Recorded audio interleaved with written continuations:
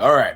So the toughest part of any job, especially in the health and fitness um, category, is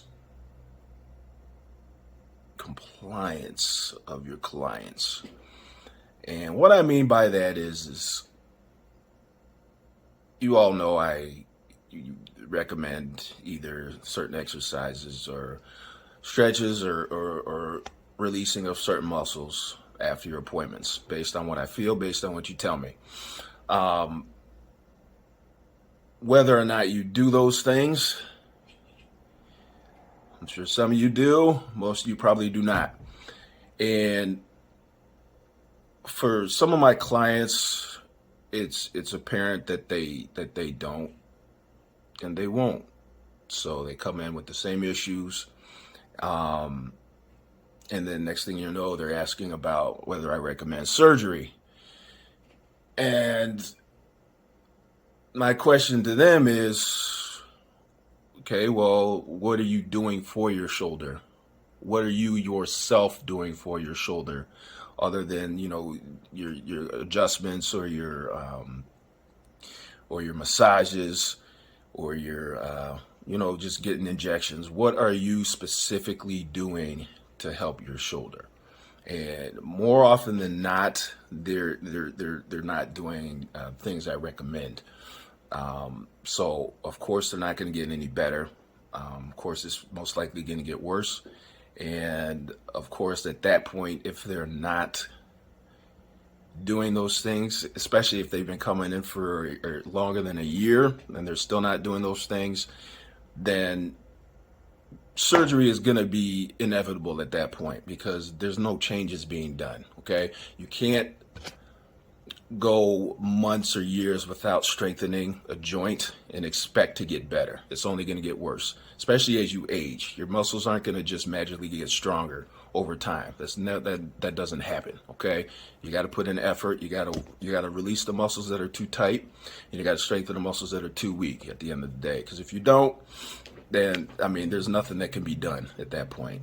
You're just going to get more arthritis. You're going to get tears, and you're just going to have bad muscle density and bad muscle tissue. Okay, when it comes down to it. So, if you are someone in that stage of your life where you just exercise is a no, you don't do much, you don't have the energy to do much for yourself, then at that point, the surgery is probably going to be your only route. At that point, will that help you for maybe a certain period of time? But at the end of the day, if you're still not strengthening, you're still not releasing tight muscles, you're just going to have more complications, more issues, and it's just going to be that continual cycle of pain.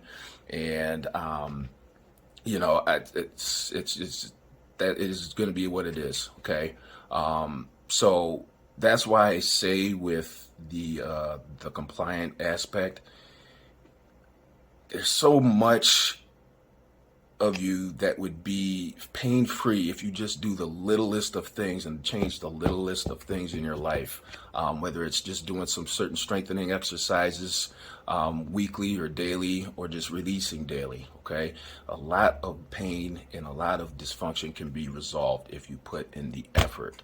Now, whether you want to or whether you do, that's going to be up to you at the end of the day. But you can't rely on massage therapists. You can't rely on personal trainers or chiros to fix your problems.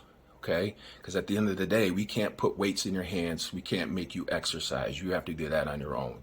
You have to actively work on strengthening. You have to actively work on, just doing the things you need to do to become and stay healthy. Okay?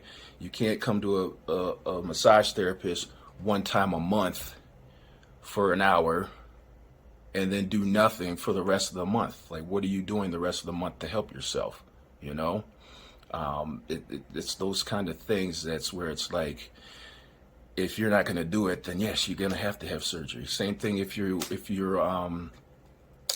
someone that doesn't like pills and you have high blood pressure. Well, if you're not going to exercise and eat right and do things that you need to do to help you reduce your blood pressure, then yeah, you're going to have medication, because you're not actively working towards helping yourself. Okay, so think about that. You know, as you know, with whatever you're going through, health wise, whether it's pain or you got some type of condition. It's really on you at the end of the day. So you have to want the change, and you have to take the steps towards making that change happen, because your health professionals can't do everything for you. So think about that. Think about how your mindset is, and then yeah, I just wanted to say that because you know, compliance is one of the biggest things I notice in the health and fitness field, and the medical field as well. So just kind of take that to heart, and you know, at the end of the day, it's down to you whether you really want to get better or not. So I'll see you in the next video.